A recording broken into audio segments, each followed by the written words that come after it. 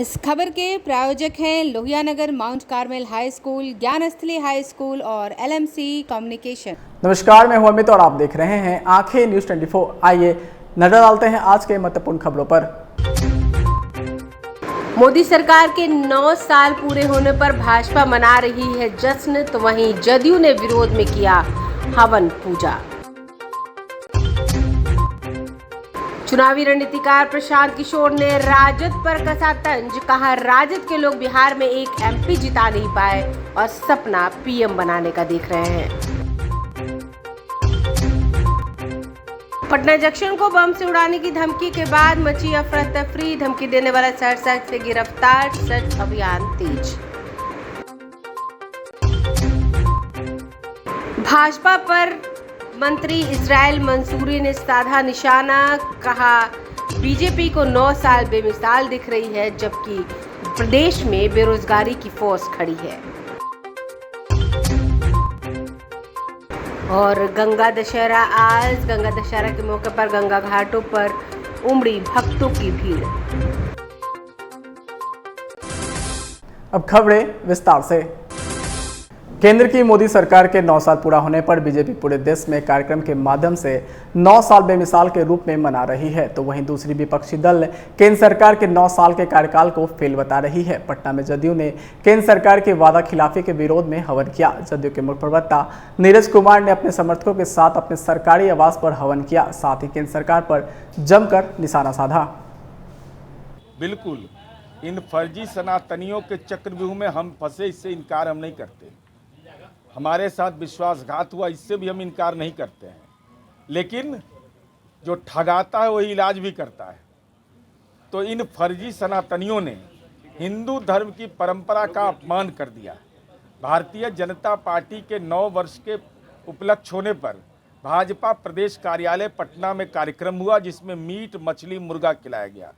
ये सनातन धर्म का सीधा अपमान और गंगा दशहरा आज है, तो हिंदू सनातनियों के साथ इतना बड़ा राजनीतिक दुर्व्यवहार कि आज़ाद हिंदुस्तान में सबसे ज़्यादा मंदिर तोड़ने की कलंक गाथा लिखने वाला नरेंद्र मोदी, गंगा मैया ने बुलाया है या नारा लगाने वाला गंगा मैया मैली है। आज भी शिवलिंग 150 लगभग वाराणसी के लंका थाना में रखा हुआ है, और हिंदुओं को अपमानित करना, हिंदू दलित आदिवासी राष्ट्रपति उसको अपमानित किया नरेंद्र मोदी ने, उपराष्ट्रपति जी को अपमानित किया, महामहिम राष्ट्रपति जी को अपमानित किया। हिंदू मारे जा रहे हैं मणिपुर के अंदर में, भारत माँ के सपूत को पेंशन नहीं, और नरेंद्र मोदी प्रधानमंत्री के रूप में पेंशन लेने के हकदार। नरेंद्र मोदी का शासनकाल 5 वर्ष का होगा और भारत माँ का सपूत का कार्यकाल 4 वर्ष का होगा। इन फर्जी सनातनियों का सर्वनाश हो जाए राजनीति में, ये हम अनुरोध कर रहे हैं। और अब तो शिव भी तांडव दिखा रहे हैं। अब तो बजरंगबली का गदा लगा इनको कर्नाटका में, लेकिन मध्य प्रदेश में चुनाव होने वाला है। नरेंद्र मोदी जी ने उज्जैन में मंदिर का उद्घाटन किया और मंदिर खंडित हो गया। अब तो शिव भी नाराज हो गए। तो प्रकृति के साथ हम विनती कर रहे हैं अग्नि देवता के माध्यम से, हे अग्नि देवता इतनी ताकत दीजिए कि सनातन धर्म की रक्षा हो। हालांकि बहुत सारे लोग जन स्वराज के संयोजक प्रशांत किशोर ने आरजेडी पर हमला बोलते हुए कहा कि आज लोकसभा के 543 सांसदों में से आरजेडी के 0 सांसद है। बिहार में लोगों को लगता होगा कि आरजेडी बहुत बड़ा दल है, लेकिन चुनाव की समझ मुझे भी है। पिछले 10 साल में हमने भी यही काम किया है। पिछले विधानसभा में कुछ परिस्थितियां बन गई थी, जिसके चलते उनके 20 से 30 विधायक ज़्यादा जीत गए। अगर कोई अपने घर के बाहर प्रधानमंत्री की कुर्सी और उनका पोस्टर लगा दे तो इसका क्या मतलब है? कल तो अमेरिका के राष्ट्रपति की कुर्सी पर कोई किसी को बैठा दे तो इसका मतलब ये नहीं कि आप अमेरिका के राष्ट्रपति बन जाएंगे। आगे उन्होंने कहा कि आरजेडी की राजनीतिक ताकत बस इतनी है कि वो अपना एक सांसद आज बिहार में जिता नहीं पा रहे हैं। तेजस्वी यादव को पता होना चाहिए कि देश की जनता बेवकूफ़ नहीं है। आरजेडी जैसी पार्टी हर राज्य में है। आज बिहार में आरजेडी की कोई ताकत नहीं है। आपके ध्यान के लिए बता दूं कि ये 0 एमपी की पार्टी है। देश में 543 लोकसभा के सदस्य है, उसमें राजद के 0 एमपी है। वो आपके लिए बहुत बड़ा दल होगा। हम भी इस काम को 10 वर्ष किए हैं और इतने बड़े स्तर पर किए हैं जो देश में किसी ने नहीं किया है। राजद जैसी पार्टी आज जिस दशा में है वो कोई गणित एक ऐसी स्थिति बन गई कि 10, 20, 50 उनके विधायक ज्यादा जीत कर आ गए। इसका मतलब ये नहीं है कि राजद की कोई बहुत तूती बोल रही है। उनके 0 MP हैं। इस तथ्य को ध्यान में रखिए। प्रधानमंत्री तो क्या, हम अपने घर के बाहर अमेरिका के राष्ट्रपति का चेयर लगाकर उस पर आपको बैठा दे तो उसका क्या मतलब है? अरे पहले 1 MP तो जिता कर दिखाओ अपना भाई। देश का प्रधानमंत्री बनाने चले, अपना ठिकाना नहीं है और देश का प्रधानमंत्री आप बनाइएगा। देश की जनता सब बेवकूफ है, आपको सुन लेगी। बिहार की जनता ने 40 में राजद का 1 MP नहीं जिताया है और आप लोग ऐसा समझते हैं कि राजद इतना बड़ा दल है, जैसे लग रहा है कि अरे हर राज्य में ऐसे लोग हैं। इनकी क्या क्या राजनीति, कितनी ताकत है भाई? अभी तो चुनाव हुआ था, कितना MP जीता हुआ है? पटना जंक्शन को बम से उड़ाने की धमकी देने वाले व्यक्ति को सोमवार को पुलिस ने गिरफ्तार कर लिया है। पुलिस की जानकारी के मुताबिक आरोपी ने पटना जंक्शन को बम से उड़ाने की धमकी दी थी। इसके बाद पुलिस ने इलेक्ट्रॉनिक सर्वेलेंस के आधार पर उस व्यक्ति की तलाशी अभियान चालू कर दिया था। अब सहरसा से उसे गिरफ्तार कर लिया गया है। फिलहाल उससे पुलिस हिरासत में रखकर जांच पड़ताल की जा रही है। पुलिस ने इस धमकी के बाद से ही पटना जंक्शन की सुरक्षा काफी बढ़ा दी है ताकि वहां किसी भी प्रकार से लोगों को दहशत का माहौल न फैले। फिलहाल पटना जंक्शन पर हालात सामान्य हैं। यात्रियों को किसी प्रकार की चिंता करने की बात नहीं है। वहां पुलिस की निगरानी में सेवाएं पुनः प्रारंभ कर दिया गया है। उस फोन से PCR पटना में फोन करके पटना जंक्शन को बम से उड़ाने की धमकी दी गई। उनसे जब यहाँ से विशेष टीम प्रस्थान की तो सहरसा में खास करके उसका वैज्ञानिक अनुसंधान करते हुए और लगातार उसका साइंटिफिक तरीके से अनुसंधान किया गया और अंततः सहरसा के अनुमंडल पुलिस पदाधिकारी संतोष कुमार, पुलिस निरीक्षक सुधाकर कुमार, प्रभारी पुलिस सिविल बैजनाथपुर पुवनी संजय दास, अरुण कुमार पुवनी अरुण कुमार, पुलिस सिविल बैजनाथपुर, पुष्वानी योगेंद्र भगत, पुष्वानी रमेश सिंह, सदर थाना सहरसा एवं सहसपल, इनके द्वारा लगातार पटना रेल पुलिस के संपर्क में रहते हुए कार्रवाई करते हुए और जो इस कांड के अभियुक्त मुख्य अभियुक्त राजेश कुमार रंजन, पिता पवन कुमार, साकिन मुसरनिया, वार्ड नंबर 2, सौर बाजार, जिला सहरसा टाउन से गिरफ्तार किया गया और उससे विशेष पूछताछ में पता चला कि ये व्यक्ति तुरंत ही उस सिम को ऑफ कर दिया गया और बदल के उसी समय में 1 घंटे के अंतराल में ही अन्य 3 सिम का इसके द्वारा उसका उपयोग किया गया। तो लगातार उसमें कर रही है। यहाँ की विशेष टीम तो अभियुक्त को वहाँ से लाने के लिए प्रस्थान कर चुकी है और ये इनसे भी विशेष पूछताछ किया जा रहा है। जो सिम नंबर दीपशंकर कुमार के साथ था उनसे भी विशेष पूछताछ किया जा रहा है।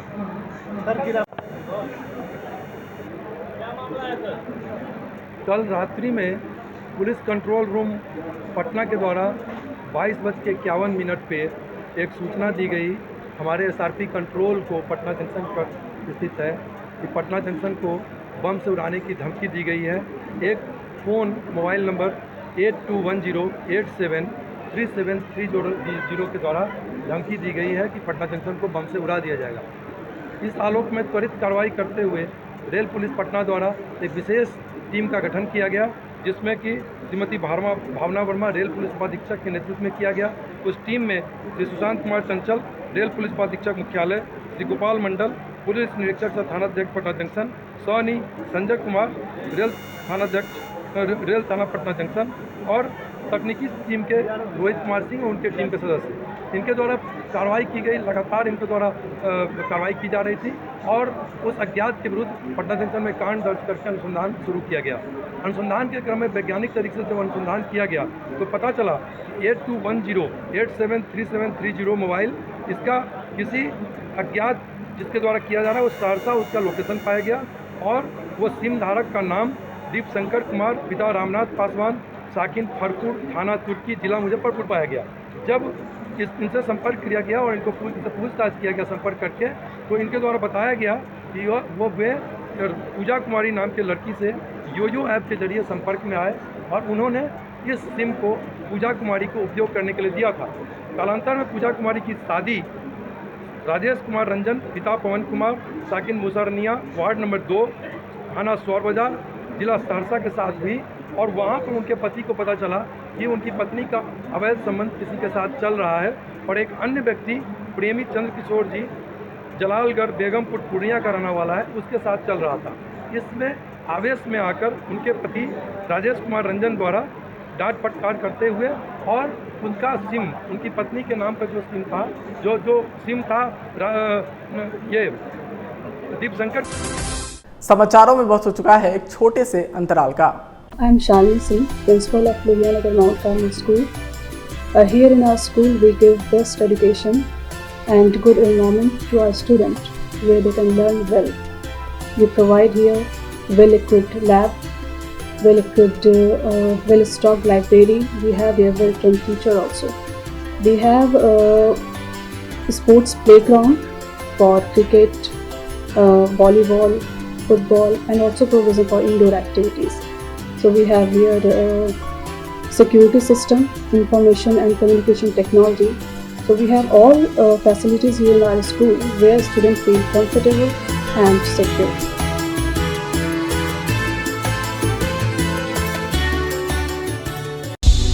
क्या आप पत्रकारिता के क्षेत्र में अपना कैरियर बनाना चाहते हैं? तो आज ही royal Ashoka institute of mass communication and journalism में अपनी जगह सुनिश्चित करें। आर्यभट्ट ज्ञान विश्वविद्यालय पटना से मान्यता प्राप्त 100% प्लेसमेंट के साथ royal Ashoka institute of mass communication and journalism नामांकन जारी है।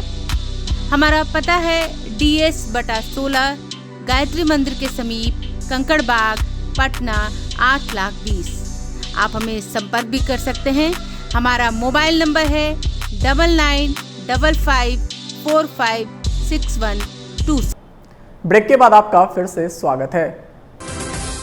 मोदी सरकार के 9 साल पूरे होने को लेकर भाजपा जहां उत्साहित है, तो वहीं महागठबंधन के मंत्री लगातार भाजपा पर हमलावर हैं। राजद कोटे के मंत्री इसराइल मंसूरी ने केंद्र की मोदी सरकार पर हमला बोलते हुए कहा कि देश में बेरोजगारी की फौज खड़ी है, लेकिन बीजेपी को 9 साल बेमिसाल दिख रही है। प्रत्येक वर्ष 2 करोड़ लोगों को रोजगार देने का वादा किया था, लेकिन 2 लाख रोजगार भी बीजेपी की सरकार नहीं दे पा रही है। वहीं विपक्षी दलों की 12 जून को होने वाली बैठक को लेकर कहा कि पिछली दल की बैठक से काफ़ी अच्छा संदेश जाएगा और जो वोट 2019 में बीजेपी को मिला था वो इस बार नहीं मिल पाएगा। प्रधानमंत्री नरेंद्र मोदी के 9 साल जो पूरे हुए उसको लेकर उनके कार्यों को गिना रही है बीजेपी। अब कोई ऐसा व्यक्ति है जो अपने कार्य को खराब करती है। कार्य की उपलब्धि की तब मानी जाती जब 9 साल में 18 करोड़ बेरोजगारों को रोजगार देते, तब वह बोलने लायक थे। मुझे लगता है कि सबसे ज्वलंत मुद्दा बेरोजगारों का रोजगार है इस देश में, और उन्होंने वादा किया था कि हम प्रत्येक साल 2 करोड़ लोगों को रोजगार देंगे, और 2 लाख रोजगार नहीं दे पाए, इसलिए उनकी कोई बात जो है से देश की जनता गंभीरता से नहीं लेती। 12 जून को विपक्षी एकता की बैठक होने वाली है। निश्चित तौर पर जो इन लोगों को वोट प्रतिशत मिला था 2019 में, विपक्ष का बिखराव था। आज बिहार के माननीय मुख्यमंत्री श्री नीतीश कुमार जी और युवा तुर्क नेता युवाओं के आन बान शान वीर तेजस्वी प्रसाद यादव के द्वारा जो पूरे देश में विपक्षों की एकजुटता की जा रही है, यह विपक्ष एकजुट हो जाएगी 2024 से गद्दी से बाहर हो। बीजेपी बड़ा जागरूकता अभियान कर रही है बिहार में 1 महीने तक, 1 महीने का कार्यक्रम जो चला रही है। स्वाभाविक बात है, हर पार्टी को उनको जो है सो जागरूकता क्यों नहीं करें। सब लोग अपनी अपनी तैयारी करते रहते हैं। और हम लोग भी अम्बेडकर परिचर्चा के माध्यम से लोगों को बताने का काम कर रहे हैं कि वर्तमान संदर्भ में, वर्तमान जो परिस्थिति है उसमें किस तरीके से देश के संविधानों के साथ छेड़छाड़ किया जा रहा है, और किस तरीके से जितने भी संवैधानिक संस्थाएं हैं उनका दुरुपयोग विरोधियों को फंसाने के किया जा रहा है। तमाम जनता के बीच में हम लोग भी अपनी बात रख रहे हैं, और लोग समझ भी रहे हैं ये तानाशाही सरकार जो है संवैधानिक ढांचा को अपने फायदे के लिए यूज कर रहा है और संविधान कमजोर कर रहा है। मुख्यमंत्री एकजुट करने में लगे हैं, तमाम विपक्ष की पार्टियां आएगी, लेकिन चेहरा कौन होगा? चेहरा कौन होगा? चेहरा नहीं आपके पास। देखिए, चेहरा क्या, विचारधारा की बात होती है ना। विचारधारा और चेहरा तय हो जाएगा आने वाले समय में। गंगा दशहरा के मौके पर कष्टहरणी घाट सहित जिला के विभिन्न गंगा घाटों पर स्नान को लेकर श्रद्धालुओं की भारी भीड़ लगी है। सुबह से श्रद्धालु गंगा स्नान करने के लिए जुटाने लगे हैं। बड़ी संख्या में महिला पुरुषों ने गंगा स्नान किया। जय जय गंगे के जय घोष से गंगा घाट गूंज उठा है। मान्यता है कि आज मां गंगा का जन्मदिन है और आज ही के दिन मां गंगा का धरती पे अवतरण हुआ था, जिस कारण आज का महत्व और ज़्यादा बढ़ जाता है। स्नान के बाद श्रद्धालुओं कष्टहरणी घाट स्थित जगन्नाथ मंदिर सहित विभिन्न देवी देवताओं की श्रद्धा पूर्वक पूजा अर्चना की। आज के दिन माँ का जन्म उत्सव मनाया जाता है। मुख्य रूप से आज दशहरा का मतलब हुआ कि जन्म उत्सव मनाना, और आज ही माँ गंगा धरती पे आई थी, इसीलिए गंगा दशहरा मनाया जा रहा है। इसके उपलक्ष्य में आप देख पा रहे हैं भीड़ है, और बरसों पुराना एक मंदिर हमारा गंगा माँ का है जो कि मिट्टी के नीचे से निकाला गया है। इसमें नगर निगम और जिलाधिकारी सबों का सहयोग से मंदिर को निकाला गया, जिसे पूजा अर्चना आज से शुरू कर दिया गया है। आज के दिन विशेष महत्व क्या क्या होते हैं? आज के विशेष महत्व हुआ कि गंगा में स्नान करें। गंगा जी को जिसकी श्रद्धा है उन वस्त्र भी दान कर सकते हैं, अन्यथा जो श्रद्धा इच्छा अनुसार दान करे उसका बहुत बड़ा महत्व माना जाता है कि गंगा माँ की अमीम कृपा आप लोगों पे बनी रहे। क्या नाम हुआ? एकलव्य दास। दशहरा है, इसलिए गंगा दशहरा को हम लोग बहुत महत्व मानते हैं, इसलिए कि बैसाख महीना जेठ महीना का जो तबका दिन है, इसलिए गंगा स्नान कर। क्या होता है आज के दिन? तृतीया से, इसीलिए गंगा का महत्व दिया गया है कि गंगा स्नान करना चाहिए। आज के तृतीया से होता है। क्या नाम है आपको? अंजनी देवी। आज के लिए बस इतना ही। ताज़ा इन खबरों के लिए देखते रहें आंखें न्यूज़ 24, नज़र हर खबर पर। अगर आपने अभी तक हमारे चैनल को लाइक, सब्सक्राइब, शेयर नहीं किया है तो जल्द से जल्द हमारे चैनल को लाइक करें, सब्सक्राइब करें और बेल आइकन को दबाना ना भूलें। नमस्कार। इस खबर के प्रायोजक हैं Lohia Nagar Mount Carmel High School, Gyansthali High School और LMC कम्युनिकेशन।